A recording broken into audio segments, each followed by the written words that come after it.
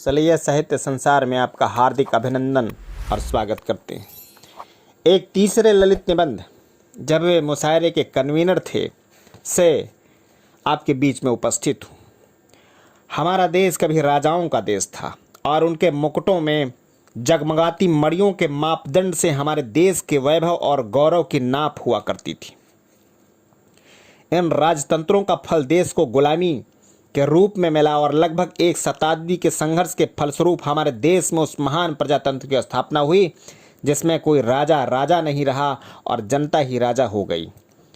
यह स्थिति ऐतिहासिक है, इसमें संदेह की गुंजाइश नहीं। पर यह कितने आश्चर्य की बात है कि आज भी हमारे देश में इतने राजा हैं कि हम जब चाहें उन्हें किसी भी नगर में, कस्बे में और यहाँ तक कि छोटे से गांव में भी पा सकते हैं। आजकल हमारे देश के हर नगर, कस्बे और यहाँ तक कि गांव में भी राजा पाए जा सकते हैं। यह क्या कह रहे हैं आप? अरे भाई, राजा तो राजा, अब तो ताल्लुकेदार और जमींदारों का भी पता मिलना मुश्किल हो रहा है इस देश में। यह सब आप कहीं नींद में तो नहीं बड़बड़ा रहे हैं? जी हाँ, ठीक है। चोर को चोर, सत्ती को सत्ती और साधु जति को जति पहचाने जैसे आप खुद निर्दल हैं, वैसे ही दूसरों को समझते हैं। गर्मियों की उस रात में मकान की ऊंची छत पर सोते सोते उठे और जाने किधर से चल दिए। आंखें जनाब की तब खुलती जब छत से गली में अपने ही गिर पड़ने का धमाका खुद अपने कानों ने सुना। घर के लोग उठा कर लाए, डॉक्टर दौड़े, हफ्तों अस्पताल में झूला झूल कर उठे, तो अब तक इस ठुमकी में चले साथ चलते हैं जैसे पहाड़ी लोग बिना बाजों के नाच में ताल दिया करते। आप शायद दूसरों को ऐसे समझते हैं। अरे भाई मेरे, यह ऐतिहासिक तत्व और सत्य हैं कि अब इस देश में कोई राजा नहीं रहा और एक एक व्यवहारिक तथ्य है, इस देश की गली में राजा बसे हुए हैं। आपने वह पुराने ज़माने की कहानी तो सुनी होगी। पुराने ज़माने की कौन सी कहानी? हजार कहानियां हैं आखिर पुराने ज़माने की तो। लीजिए मैं सुनाता हूँ आपको एक कहानी। एक बुढ़िया थी, उसका एक बेटा था। वह बेटा भोंदू था। काम धाम न करने की वजह से गांव में उसे सब भोंदू ही कहा करते थे। उसकी माँ का नाम भी भोंदू ही था। और एक दिन किसी बात पर गांव के लोगों ने उसका बहुत बड़ा मजाक उड़ाया। भोंदू ने अपनी माँ से कहा, मैं परदेश जाऊंगा माँ। माँ ने कहा, परदेश जाकर तू क्या करेगा मेरे बेटे? भोंदू बोला, माँ मैं रोजगार करूंगा, धन कमाऊंगा। हंसकर माँ बोली, तो क्या रोजगार करेगा मेरे लाल? भोंदू ने कहा, जो किस्मत में होगा। भोंदू दूसरे दिन परदेश को चला गया। चलते समय भी गांव वालों ने उसकी हंसी उड़ाई। किसी ने कहा भोंदू राजा बनेगा, किसी ने कहा महल बनाएगा भोंदू। भोंदू ने किसी को जवाब नहीं दिया और चल पड़ा। चलम चल और एक बड़े नगर में पहुंचा। वह राजा का नगर था। उसमें आज बड़ी चहल पहल हो रही थी। भोंदू ने एक आदमी से पूछा, भाई आज यहाँ क्या बात है? उसने कहा, इस नगर का राजा मर गया है, आज कोई दूसरा राजा बनेगा। दोपहर को एक कबूतर राजमहल से छोड़ा जाएगा। वह उड़ता उड़ता जिसकी सिर पर बैठ जाएगा उसे राजा की बेटी ब्याह कर लेगी और वही राजा बनेगा। भोंदू को कहीं कुछ काम तो था नहीं। वह भी एक चौराहे पर खड़ा होकर यह तमाशा देखने लगा। ठीक वक्त पर प्रथा के अनुसार राजमहल के सामने से वह कबूतर छोड़ा गया। सब उसे देखने लगे। कबूतर उड़ता रहा और अचानक जब नीचे उतरा तो उस भोंदू के सिर पर बैठ गया। बस फिर क्या था, वजीरों ने उसे हाथों हाथ उठा लिया और गाजे बाजे के साथ महल में ले आए। राजा की बेटी ने उसके गले में माला डाली और पंडितों ने वेद मंत्र पढ़कर उसे गद्दी पर बैठाया। भोंदू की सूरत ही नहीं बदली, अक्ल भी पैनी हो गई। बड़ी चतुरता से वह राजकाज करने लगा। एक दिन वह अपनी रानी को लेकर अपने गांव को चला। फौज, फर्रा, वजीर, उमरा, नौकर चाकर, बाजे गाजे सब साथ थे। गांव में पहले ही अफसर पहुंच गए थे और सारा गांव सजा हुआ था। जब राजा हाथी से उतरा तो गांव के लोगों ने कानाफूसी की। अरे भाई, ये तो हमारा भोंदू है।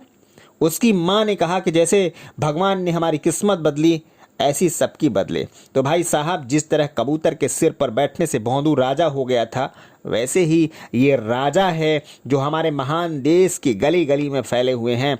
बस इनमें से और भोंदू में एक ही फर्क है कि भोंदू तो हो गया था किस्मत से सारी उम्र का राजा और ये बेचारे अपने पुरुषार्थ से बस 4 घड़ी के ही राजा हैं। तो भैया ऐसी किसी राजा से हमारी भी मुलाकात कराओ, जरा हम भी तो देखें कि इन राजाओं में क्या अदाएं हैं।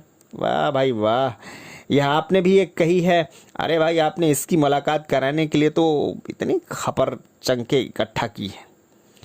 हमारे ही नगर के एक सज्जन हैं बाबू नानक राम। बाबा दादा शहर में 4 मकान बना गए थे और आराम से बैठे उनका किराया खाते हैं। किराएदार भी सब नौकरी पेशा हैं।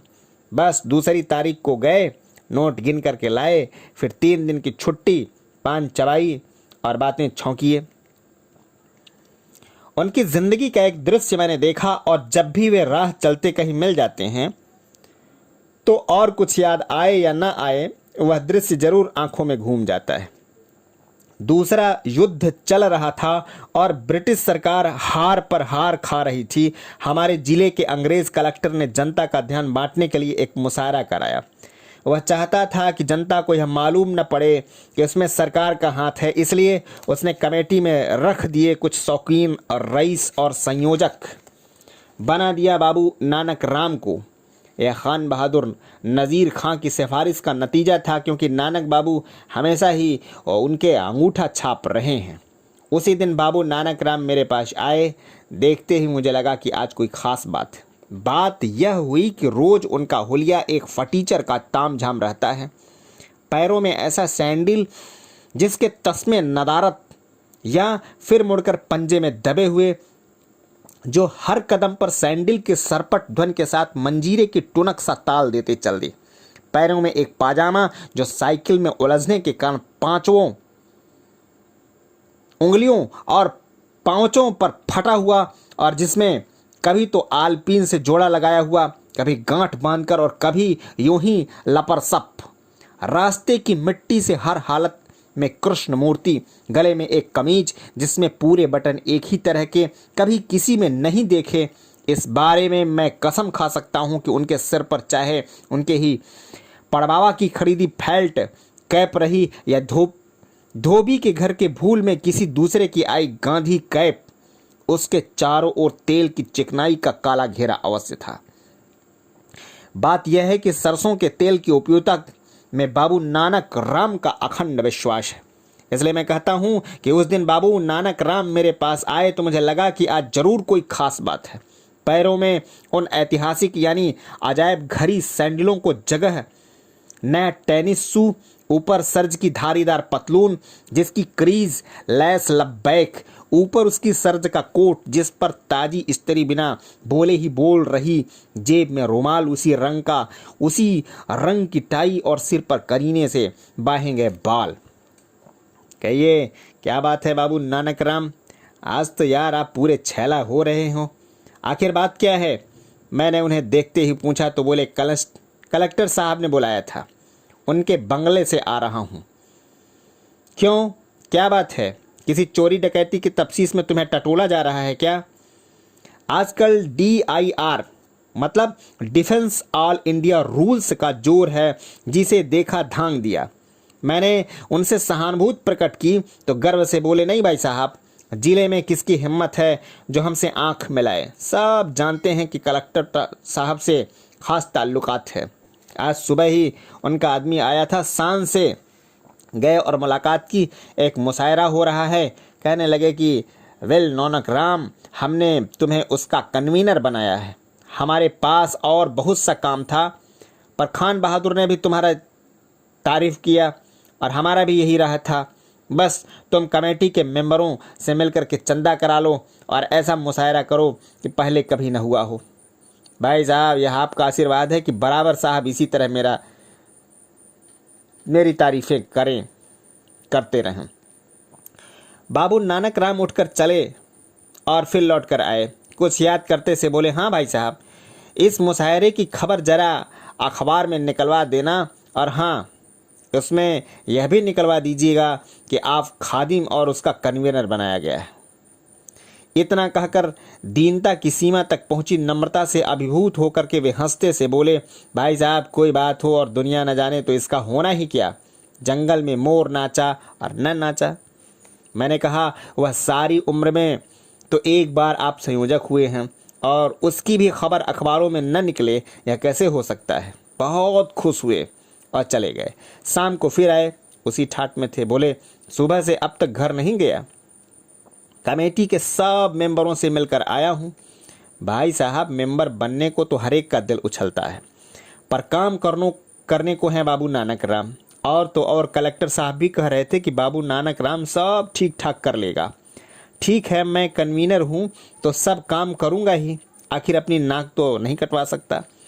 कुछ ठहर कर धीरे से बाबू नानक राम बोले कि भाई साहब, एक नोटिस तो लिख लीजिए कि इस तरह एक शानदार मुशायरा होने वाला है, सब लोग तशरीफ़ लाएं। मैंने कहा अभी तो तारीख दूर है, 3 दिन पहले छपाइएगा नोटिस। सुनकर बोले अजी 3 दिन पहले उसका छप जाएगा, एक तो आप आज लिख ही दें। मैंने पूछा छपाई का खर्चा तो पहले कमेटी के पास करा लो, तभी तो छपाओगे नोटिस। सुनकर बोले अजी कमेटी के सिर में मारो झाड़ू, मैं इसलिए तो कन्वीनर नहीं बना कि हर एक बात उनसे पूछ कर करूं और अनेक बात उनके ही पूछनी पड़े।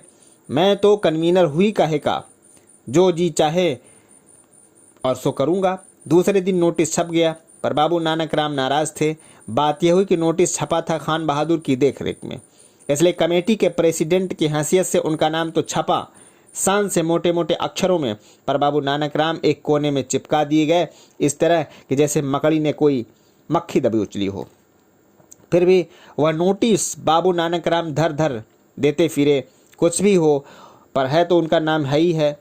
खान बहादुर इस अखाड़े के पुरानी खिलाड़ी थे, इसलिए कोई भी संयोजक हो वह उनका चपरासी ही रहेगा, यह वे जानते थे। उन्होंने सब शायरों को खत लिख दिए और सबने अपना आना भी मंजूर कर लिया, पर बाबू नानक राम भी चूकने वाले न थे। खत डालने डाकघर तो ही गए थे,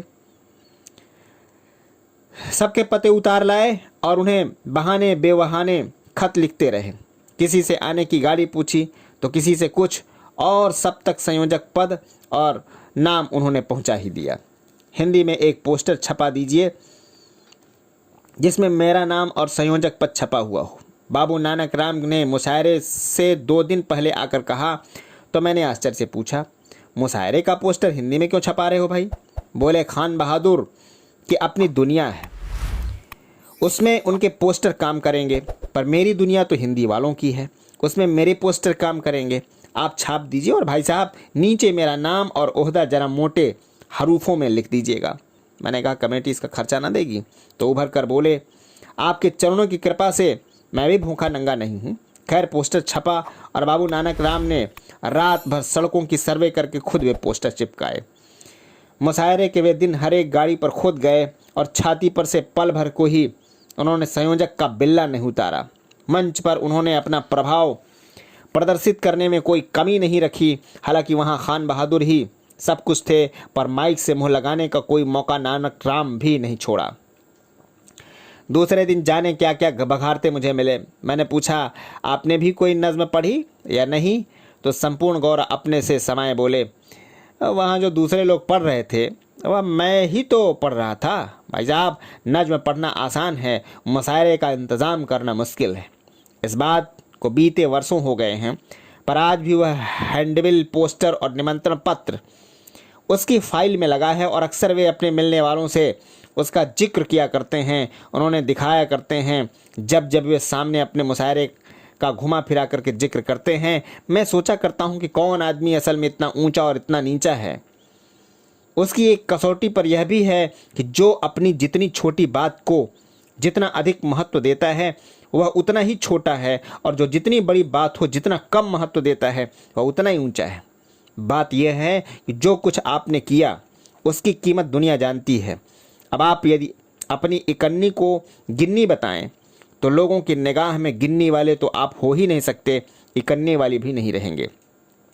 4 घड़ी के राजा जलसे के संयोजक का संक्षेप में संदेश यह है कि डींग न मारो, क्योंकि उससे किसी पर नया प्रभाव तो पड़ता नहीं, पहले से पड़ा हुआ भी उखड़ जाता है। साथ ही अपने व्यवहार में अहंकार और प्रदर्शन को मत उभरने दो, नहीं तो 4 दिन तुम्हारे व्यक्तित्व को इस तरह घायल करेंगे कि तुम्हारे व्यक्तित्व का चेहरा चेचक के दागों से भर देगा। जय हिंद।